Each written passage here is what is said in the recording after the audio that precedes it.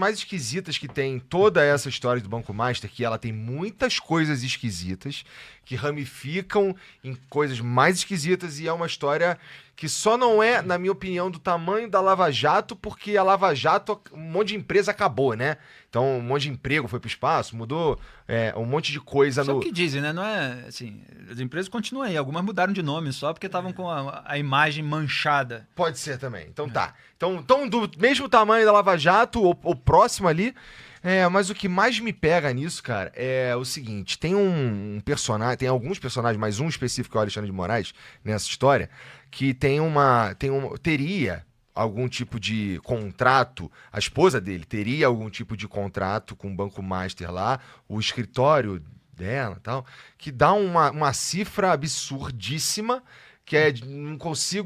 Eu não encontrei ainda um advogado que conseguiu me justificar legal, apesar da gente ter feito uma tentativa aqui no último programa, né? Com quanto é que custa alguma coisa e tal. Aham. Mas, cara, a gente tá falando de uma pessoa que ele é... Quando você pensa em justiça no Brasil, você pensa no STF, pensa no Alexandre de Moraes, porque ele tem sido o principal personagem.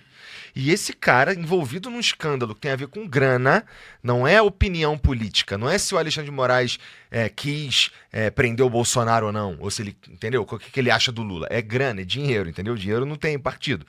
O cara, ele... Como que a gente vai confiar na justiça se um ministro da Suprema Corte do Brasil não me diz o que é isso aí? O que tá rolando? Já sabemos o que tá rolando aí, desse contrato da esposa dele? Porque se a gente não souber, eu acho um problema. Porque, de novo, eu já falei isso um monte de vezes aí, peço desculpa a você que tá assistindo aí isso pela milésima vez. O Alexandre de Moraes, ele não é exatamente um cara que não é midiático. Ele é um cara que vai no estádio e dá dedo pros outros. Ele faz ensaio fotográfico, entendeu? Aquele julgamento do Bolsonaro lá, goste ou não do resultado, é um teatro, entendeu? Quando é pra tirar o Toffoli, eles ficam quietinhos, escondidinhos, só eles lá, entendeu? Então, é estranho por que tu tá fazendo esse silêncio? Tu não é do silêncio, entendeu? Tu não é o cara do silêncio. Eu queria saber, me conta aí o que é essa. Porque eu queria confiar em tu, pô. Essa que é a parada. Tu é Moraes, você tá falando. O Moraes. Só pra deixar claro. Eu quero confiar no Moraes, pô. Que eu tô falando todo dia. Entendeu? Porque qual que é a parada? Como é que eu vou confiar num juiz, que é a cara do STF, e o cara tá envolvido no escândalo de grana? Então, não dá para confiar nos atuais ministros que têm esse tipo de conduta, com toda essa promiscuidade, com uma ala podre da elite empresarial e por meio de uma série de procedimentos que eles próprios foram alterando. Eu mostrei outro dia que numa sessão de 2016 do Conselho Nacional de Justiça, então presidido pelo Ricardo Lewandowski, que em geral é o presidente do STF, que preside o CNJ, eles ampliaram o conceito de magistério, que está previsto tanto na Constituição Federal quanto na Lei Orgânica da Magistratura Nacional, LOMAN, para abarcar palestras dadas por magistrados. Portanto, para permitir que magistrados dessem palestras, não cursos, aulas em instituições de ensino, que era o que aquele conceito significava antes e já tinha sido alvo de várias resoluções do CNJ, só para detalhar, mas sem alterar o conceito, para dar palestras em eventos bancados por bancos e por outras empresas privadas. Quando a gente vê todos esses coquetéis, o clubinho do uísque lá, que envolveu o Moraes, o Daniel Vorcaro, dono do Banco Master, o Procurador-Geral da República, Paulo Gonet, o Diretor-Geral da Polícia Federal, Andrei Rodrigues, o Ricardo Lewandowski sempre está presente nesses eventos, estava no evento patrocinado pelo Master, assim como o Toffoli. Então, toda essa turma está lá nos comes e bebes nesses eventos. E naquela sessão... são burros ou esses caras são corruptos? Não é possível. Naquela sessão do CNJ, o Lewandowski, de repente, ainda falou assim, eu tinha visto essa resolução, vocês lembraram de tirar aquela parte que exigia que a gente revelasse os cachês e tal? Ah, não, nós tiramos, excelência e tal, não sei. E aí eles tiraram a obrigação do magistrado de revelar o cachê. Então liberaram palestra e tiraram a obrigação de revelar o cachê. Então isso significa o seguinte, o magistrado, inclusive dos tribunais superiores, ele pode ser contratado por milhões de reais por empresários sob o pretexto de dar uma palestra Só que, na verdade, o empresário está querendo a boa vontade daquele ministro para julgar as ações que correm na corte dele. E a população não tem o direito de saber, não tem direito de saber se houve o pagamento de cachê, de quanto foi o pagamento de cachê. Então, assim, ao longo dos últimos 10 anos, pelo menos, você tem uma derrubada dos obstáculos morais e dos dispositivos legais que gerou uma promiscuidade muito grande entre magistrados e essa elite empresarial que tem a sua ala podre e as pessoas interessadas em processos na corte. E os escritórios de advocacia são um instrumento para isso. Então você tem agora o contrato de 130 milhões de reais, que seria de 130 se tivesse concluído todo o tempo, mas o Daniel Vorcaro foi preso antes, mas chegou a pagar 80 milhões de reais para o escritório da Viviane Barci de Moraes, que eram mais de 3 milhões e 600 mil reais por mês.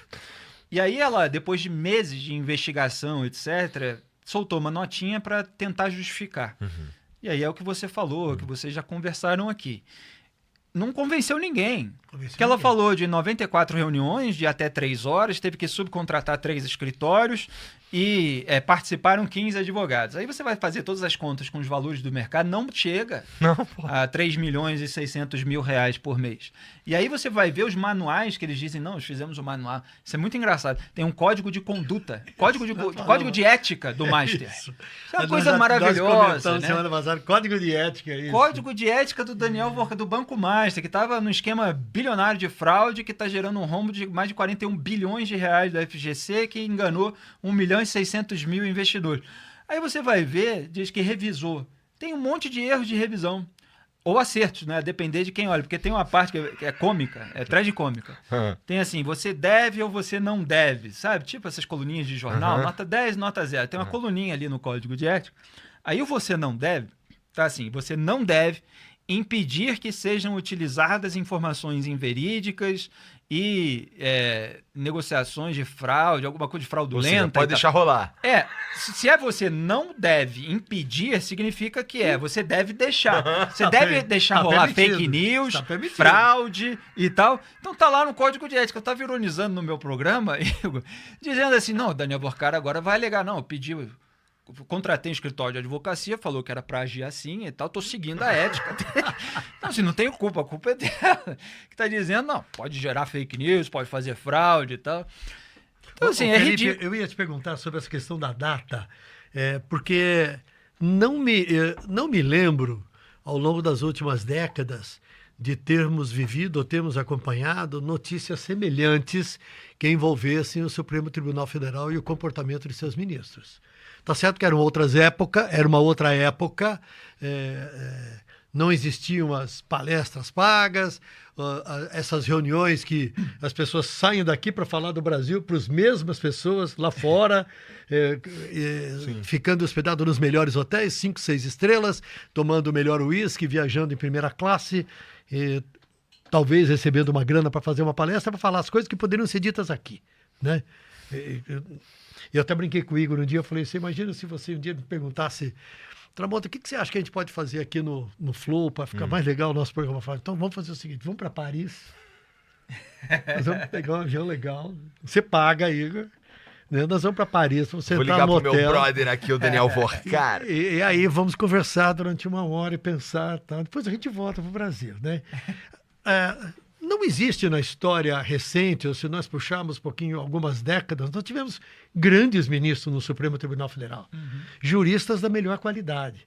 Aliás, Alexandre de Moraes é reconhecido como sendo um grande constitucionalista. Tem um livro dele que está na 41ª edição. Há controvérsias. Tem muita coisa aí que é material didático. Mas vem cá, eu queria que você voltasse um pouquinho sobre isso, sobre comportamentos anteriores. E você falou de 2016. É mais ou menos a linha de corte dessa mudança de comportamento? É antes? É antes porque o Toffoli, eu considero assim um marco a indicação dele. Eu consegui resgatar, uma transmissão da TV Senado, a sabatina do Dias Toffoli, que foi em 2009, quando o Lula o indicou. E eu publiquei no meu canal, fiz vários cortes ali sobre cada momento interessante daquela sabatina, à luz de tudo que a gente sabe hoje. E o Toffoli era um sujeito que não tinha mestrado, não tinha doutorado, não tinha passado em 2 concursos para juiz de primeira instância em São Paulo. Quer dizer, o sujeito não passa na própria juiz de primeira instância e ele vira ministro do STF. É como se fosse a quarta, é a mais alta corte do país. E ele vai estabelecer regras para todo mundo, inclusive para os juízes abaixo dele que passaram em concurso público, ao contrário dele. E ele era um advogado de partido. Ele não tinha nenhum brilho na sua carreira, nenhuma obra relevante. Ele era um indicado do Lula e um indicado do José Dirceu. Ele tinha sido assessor da Casa Civil do José Dirceu. Nossa, nessa época o Lula podia qualquer coisa, pelo visto, né, cara?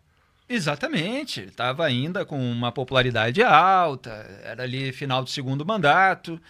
E mesmo depois do escândalo do Mensalão, que foi no primeiro mandato, estourou em 2005, já acontecia um pouco antes, ele acabou sendo reeleito, então teve um aval aí da população, não passa pano para o eleitorado brasileiro. E aí indicou o Toffoli no segundo mandato. Aí você tem um rebaixamento muito grande, porque, assim, no mínimo, as pessoas eventualmente podem incorrer em erro de você indica uma pessoa muito qualificada, mas ela se revela uma pessoa sem caráter. Ela se revela uma pessoa imoral e tal, eventualmente depois. Em geral, não acontece isso. Em geral, a pessoa vai galgando cargos de poder no Brasil em razão da sua flexibilidade moral, para a gente dizer o mínimo, de uma maneira muito generosa. Basta ver aí as presidências das casas legislativas, né? Davi Alcolumbre, Hugo Mota, é o pessoal do Centrão, o pessoal que consente com muita coisa. Para mim era muito doido ver o Renan Calheiros presidente da parada.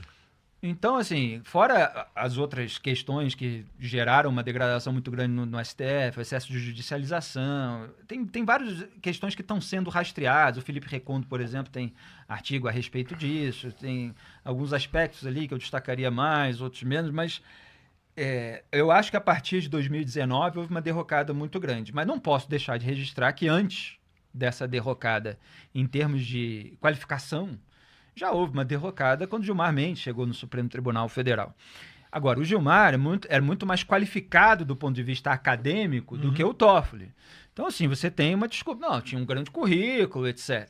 Mas mesmo naquela época, né, tem um artigo que voltou a circular uns anos atrás do... Como é que é o Dalton? Esqueci agora. O pessoal deve lembrar aí, talvez no chat, alguém que estava apontando como Gilmar Mendes era ligado à turma do PSDB, como agia já no Poder Judiciário de determinada maneira que não era recomendável para um ministro do STF, e a gente vê o reflexo de tudo isso hoje. Então, só para concluir, o Senado ser muito frouxo no seu filtro, se acovardar, porque muitos senadores também têm rabo preso, você tem uma bola de neve. E qual é a raiz disso tudo? Para mim, a raiz disso tudo é uma degradação cultural e principalmente ética no Brasil. Então, quando tudo se rebaixa, os piores vão chegando ao poder. Se você não tem pessoas éticas para fazer o filtro, são pessoas com rabo preso que vão querer outra pessoa condescendente, e daqui a pouco você vê uma casta estabelecida que vai travando todas as investigações. Então agora você não tem como avançar, não consegue fazer a CPI do Master, porque o Hugo Mota na Câmara tem rabo preso. Hoje saiu notícia que a cunhada dele levou um empréstimo do Master de 22 milhões de reais. Davi Alcolumbre é o presidente do Senado. Ele foi quem indicou o Jocildo Gomes lá para a presidência da Amprev, o Fundo de Previdência do Estado do Amapá, que fez um aporte de 400 milhões de reais no Master. O PGR é o Paulo Gonet, que é o ex-sócio do Gilmar Mendes e é amigo do Alexandre de Moraes e estava lá no clubinho do uísque junto com Daniel Vorcaro em Londres, se eu não me engano, porque são todos eventos. Pois é, Londres. Isso. Então, assim, como é que você avança? Se o Gilmar é capaz de ressuscitar uma ação que ele próprio enterrou 3 anos atrás para blindar o Toffoli contra a quebra de sigilo da empresa dele, que foi aprovada na CPI do crime organizado. Uma ação que era da CPI da Covid, que já acabou.